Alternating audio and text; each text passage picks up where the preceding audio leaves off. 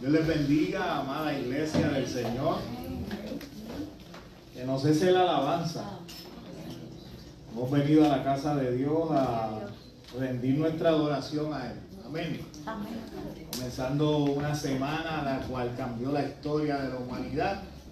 Hemos decidido, en vez de estar en cualquier otro lugar, estar en su casa. Saludos, Mildred, me alegro de verte. Dios te bendiga. Qué bueno. ¿Qué tal si nos ponemos en pie para orar, pedirle dirección a Dios? No solamente a este siervo que le dé la dirección para poder predicarle a ustedes, sino para que ustedes puedan comprender lo que entiendo Dios tiene para hablar a la iglesia en esta hermosa mañana. Padre, en el nombre poderoso de Jesús, te damos gracias, Señor, porque nos has hablado desde el momento en que nos levantamos de camino a la iglesia, cuando llegamos aquí en el estudio bíblico, en el devocional. Dios, tu palabra ha sido clara.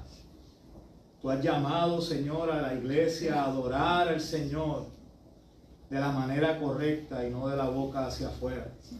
Y queremos, Señor, entregar nuestros corazones en adoración a ti. Señor, yo oro por la iglesia presente. Oro por aquellos que están de manera virtual conectados, Señor, para que comprendan esta verdad, Dios, que nosotros estamos llamados a glorificar y exaltar tu nombre por lo que tú has hecho en nuestras vidas. Es un privilegio poder adorar y glorificar tu nombre. Y deberían de ser del corazón. Escudriña nuestro corazón, Señor, y ve si hay en él camino de perversidad. Examínanos. Ayúdanos, Señor, a sacar todo aquello que no te gusta, para que toda nuestra vida sea agradable. Espíritu Santo, te pido que seas tú revelando la verdad, la cual va a ser predicada en esta mañana. Mañana gloriosa, donde tu Hijo amado Jesucristo entró a aquella ciudad. Comprendamos, Señor, lo que encierra este mensaje. Que pongamos, Señor, en práctica aquello que tú vas a hablar a nuestras vidas. Ya tú has hablado a la mía. Esto ha sido revelador, Señor. Yo te pido, Señor, que de igual manera cada uno de los hermanos y hermanas que está aquí sea revelada tu verdad en ellos. En el nombre poderoso de Jesús oramos. Amén, amén y amén. Les voy a pedir que así mismo puestos en pie busquen la palabra del Señor en Marcos capítulo 11, versos 1 al 19. Voy a estar leyendo de la Nueva Versión Internacional. Va a estar puesta en pantalla, así que pueden seguirla desde allí, pero nos ponemos en pie en reverencia a la palabra del Señor. Y aquellos que tienen la Biblia de papel, cuando la tengan dicen amén. Si no, pues mira la pantalla y diga amén también. Amén. Dice la palabra del Señor: cuando se acercaban a Jerusalén, llegaron a Betfagé y a Betania, junto al monte de los olivos. Jesús envió a 2 de sus discípulos con este encargo: vayan a la aldea que tienen enfrente. Tan pronto como entren en ella, encontrarán atado un burrito en el que nunca se ha montado nadie. Desátenlo y tráiganlo acá. Y si alguien pregunta por qué hacen eso, díganle: el Señor lo necesita y enseguida lo devolverá. Fueron, encontraron un burrito afuera en la calle, atado en un portón, y lo desataron. Entonces algunos de los que estaban allí preguntaron: ¿qué hacen desatando el burrito? Ellos contestaron como Jesús había dicho y dejaron que lo desataran. Llevaron pues el burrito a Jesús. Luego pusieron encima sus mantos y él se montó. Muchos tendieron sus mantos sobre el camino, otros usaron ramas que habían cortado en los campos. Tanto los que iban delante como los que iban detrás gritaban: Hosana, bendito el que viene en el nombre del Señor. Bendito el reino venidero de nuestro Padre David. Hosana en las alturas. Y es bueno que usted se recuerde de qué era lo que gritaba la gente. Amén. Hosana. bendito el que viene en el nombre del Señor, bendito el reino venidero de nuestro Padre David, hosana en las alturas. Jesús entró en Jerusalén y fue al templo. Después de observarlo todo, como ya era tarde, salió para Betania con los 12. Al día siguiente, cuando salían de Betania, Jesús tuvo hambre. Viendo a lo lejos una higuera que tenía hojas, fue a ver si hallaba algún fruto. Cuando llegó a ella, solo encontró hojas porque no era tiempo de ir. Nadie vuelva jamás a comer fruto de ti, dijo a la higuera, y lo oyeron sus discípulos. Llegaron pues a Jerusalén. Jesús entró en el templo y comenzó a echar de allí a los que compraban y vendían. Volcó las mesas de los que cambiaban dinero y los puestos de los que vendían palomas. Y no permitía que nadie atravesara el templo llevando mercancía. También les enseñaba con estas palabras: ¿no está escrito, mi casa será llamada casa de oración para todos los pueblos? Pero ustedes la han convertido en una cueva de ladrones. Los jefes de los sacerdotes y los maestros de la ley lo oyeron y comenzaron a buscar la manera de matarlo, pues le temían, ya que toda la gente se maravillaba de sus enseñanzas. Cuando cayó la tarde, salieron de la ciudad. ¿Se pueden sentar? Señor, añada bendición a su palabra. Qué lindo se ve hoy. En el día de hoy celebramos, o mejor dicho, conmemoramos el domingo en que Jesús entra como todo un rey victorioso a Jerusalén. O por lo menos así fue recibido en ese día, ¿verdad? Es importante tener siempre presente que esta sería la última vez que Jesús entraría en aquella ciudad, marcando así el comienzo de la semana más difícil de su vida y de su ministerio. Él había entrado y salido de la misma muchas veces, pero esta era especial. Esta daba comienzo a la semana por la cual vino a vivir entre nosotros. Así que todo, absolutamente todo lo que sucede en ella es de suma importancia, por lo tanto no debemos obviar ni el más mínimo detalle. Últimamente los estoy llamando mucho a que estén pendientes a los detalles, ¿cierto? Ni las comas se las comen. Todas son importantes. Así que esta semana daba comienzo, ¿verdad?, a la semana con la cual vino Él aquí a morar entre nosotros.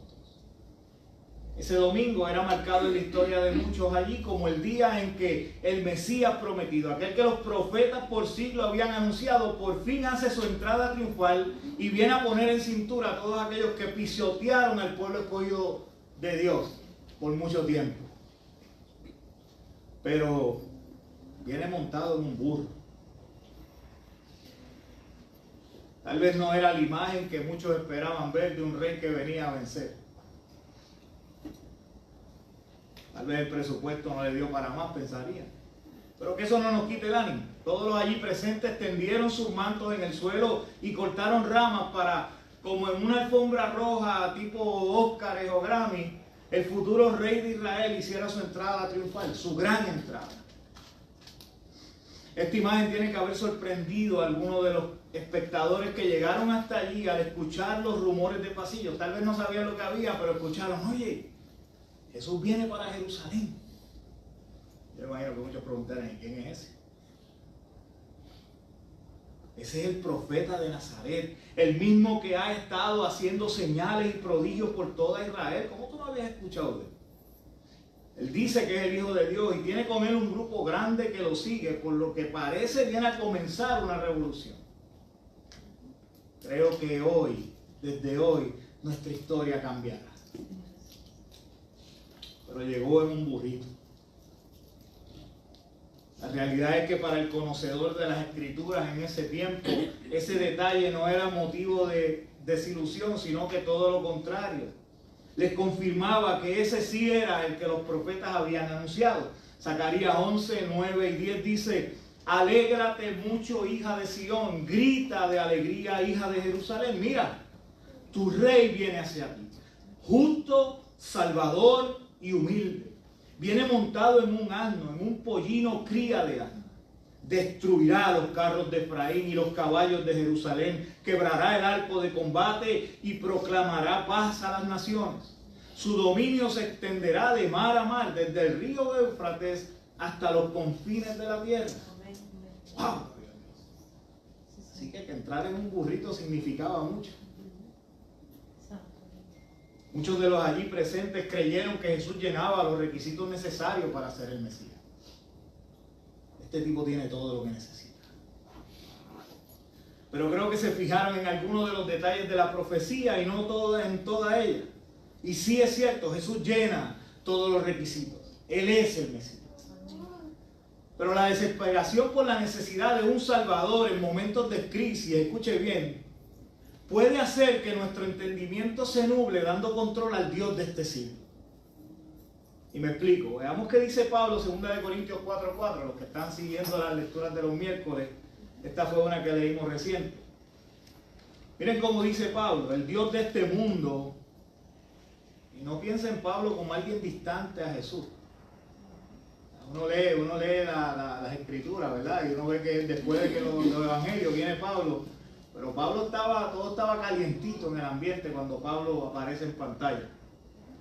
Y Pablo escribe, el Dios de este mundo, a la iglesia de los Corintios, ha cegado la mente de los incrédulos para que no vean la luz del glorioso evangelio de Cristo, el cual es la imagen de Dios.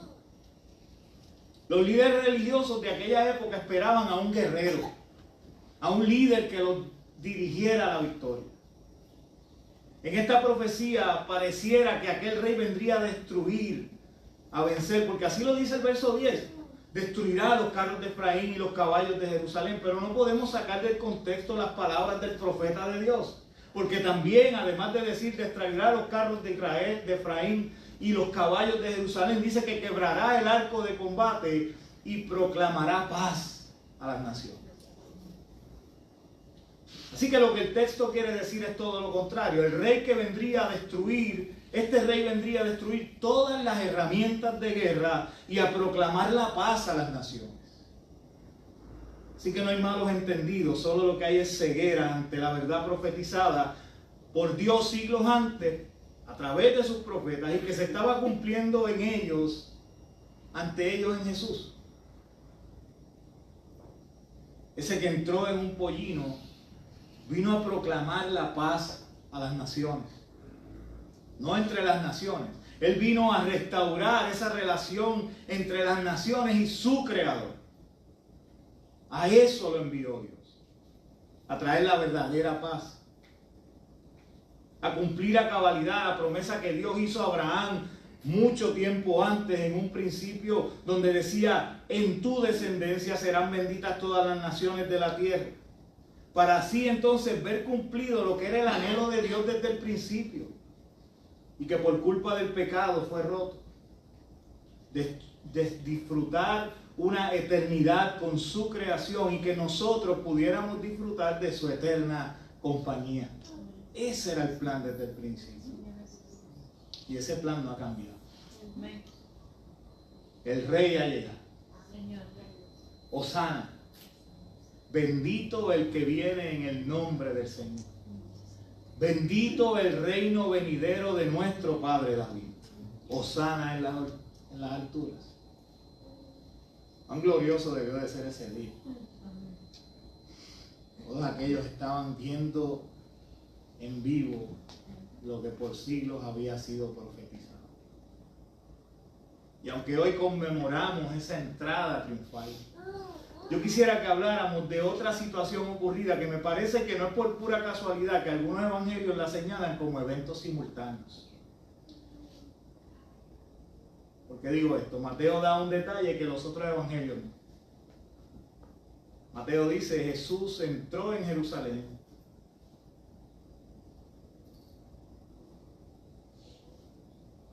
Marcos, perdón. Marcos dice, entró en Jerusalén y fue al templo. después de observarlo todo, como ya era tarde, salió para Betania con los 12.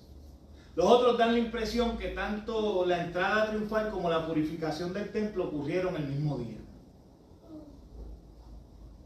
Pero Mateo nos permite ver un detalle que me parece hermoso.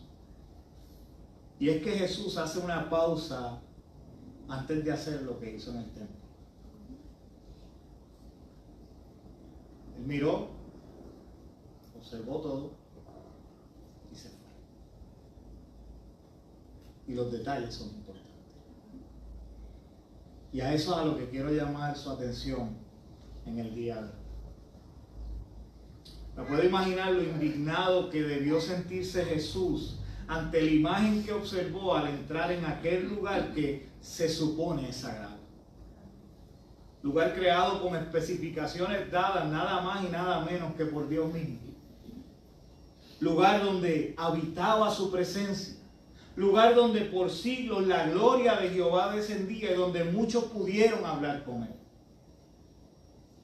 Recuerden que Jesús fue parte de ese grupo de ingenieros que diseñaron ese hogar. Aquel lugar era su casa. No está simplemente repitiendo una lectura. Está diciendo mi casa. ¿Cómo debió sentirse al entrar a su casa y verla reducida a una plaza de mercado llena de animales, aves y excremento por donde quiera, monedas y mercaderes negociando el perdón de aquellos que llegaban al templo en búsqueda del mismo? Versículo 15 al 17 dice: llegaron pues a Jerusalén, Jesús entró en el templo y comenzó a echar de allí a los que compraban y vendían.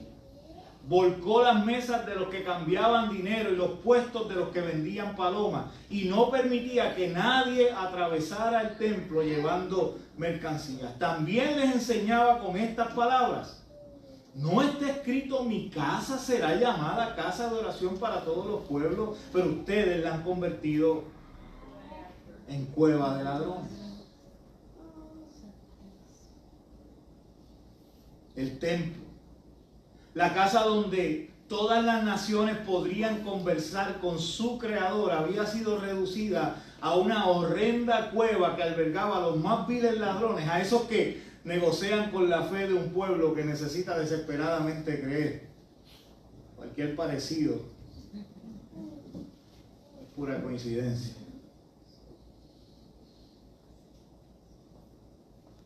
Pero como vuelvo y le repito, son importantes los detalles. Jesús sabía que aquella estructura le quedaba poco tiempo. Él lo sabía. Que el templo sería destruido y que ya no sería más una casa de encuentro con el Padre. Es más, hacía tiempo que allí dominaba el silencio de Dios. Siglos. ¿Por qué entonces la preocupación? ¿Por qué Jesús hace esto? ¿Qué quería Jesús enseñar con tal acto?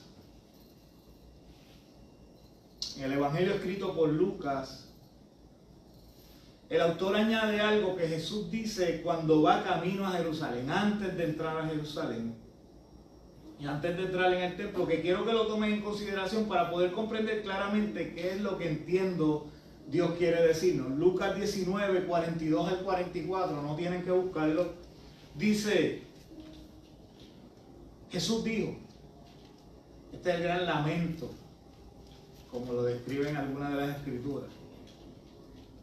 Dijo: ¿cómo quisiera que hoy supieras lo que te puede traer paz?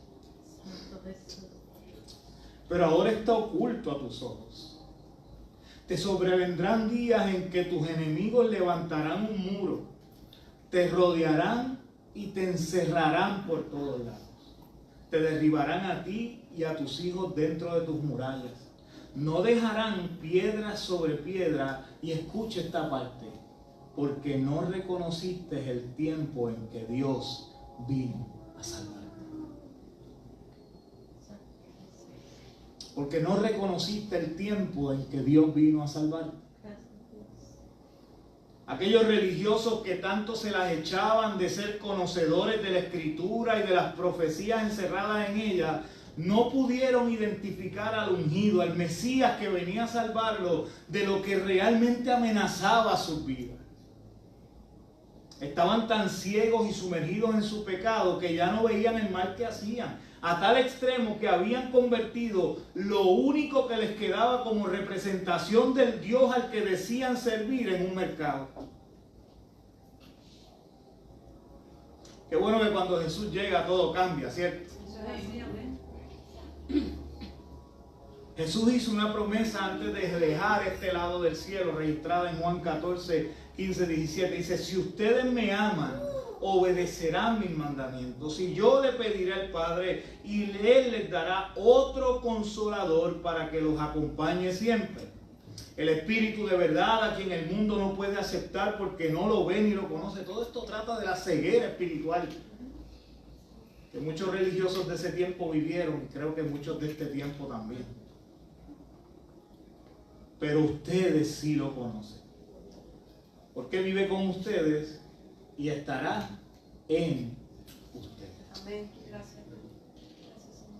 La presencia misma de Dios, ese que anduvo encarnado con los discípulos y que es Dios, vendría a vivir en nosotros.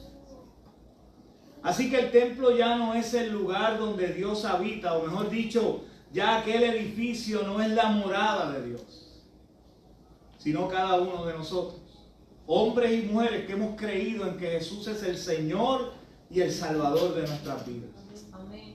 Nosotros somos el templo. Amén. Pero ¿sabe qué, mi amor? Es necesario que Jesús entre al templo a volcar las mesas.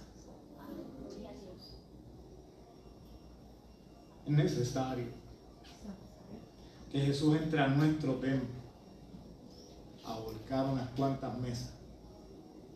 Todos hemos pecado, todos hemos sido destituidos de la gloria de Dios y hemos convertido nuestro corazón en una cueva donde albergamos una innumerable cantidad de cosas que desagradan a Dios.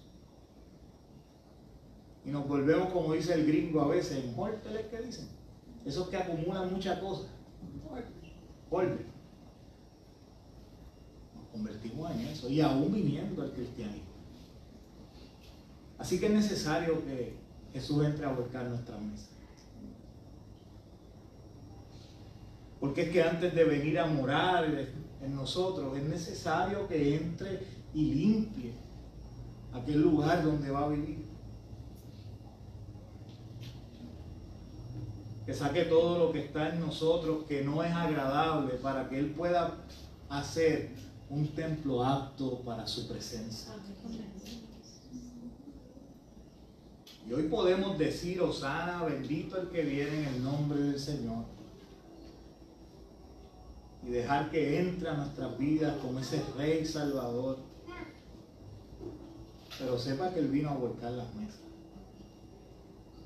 Ese es el mensaje de esta mañana.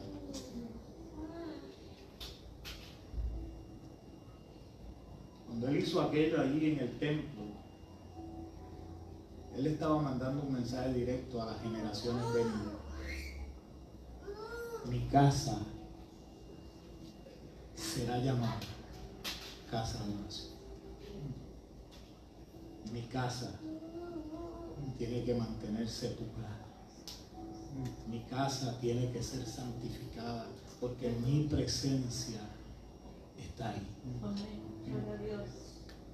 Así que cuando uno comprende que nosotros, como Pablo en innumerables textos y cartas que escribe, dice que somos el templo del Espíritu de Dios, nos convertimos en su casa. Y esta mañana, donde nos acercamos a esta semana mayor, o comenzamos esta semana mayor, y vamos a estar meditando sobre todo lo que pasó en ella, es bien importante que nosotros dejemos que Jesús entre en nuestra vida y vuelque la mesa. Es tiempo de que la iglesia presente comprenda la seriedad del asunto de ser llamados templo de Dios. Vivamos vidas que le agraden a Él. Comprendamos que Él tiene que limpiar la casa. Permítanme orar. Padre, hoy venimos humillados ante ti, Dios. No quiero extender un llamado en esta mañana porque yo creo que todos los que estamos aquí, en una u otra manera, hemos comprendido la verdad de cuán pecadores somos y cuán necesitados estamos de un Salvador. Y hoy podemos gritar Hosana al Rey que viene.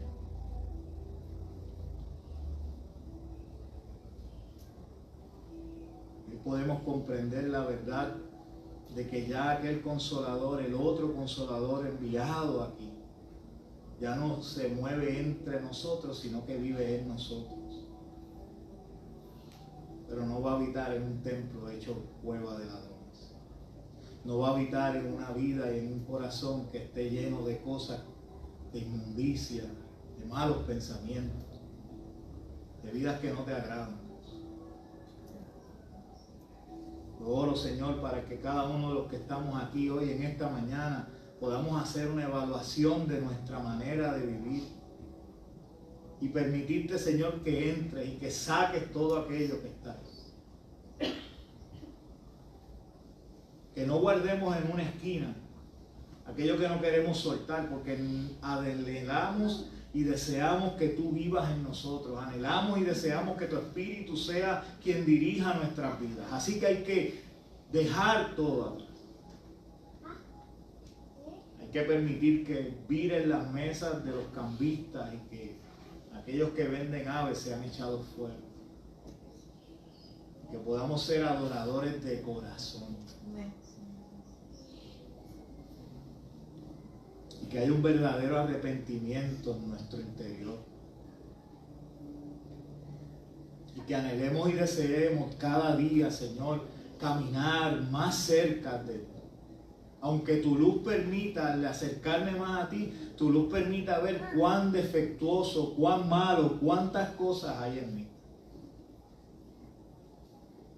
Pero todas esas cosas, Señor, tú las vas a ir sacando.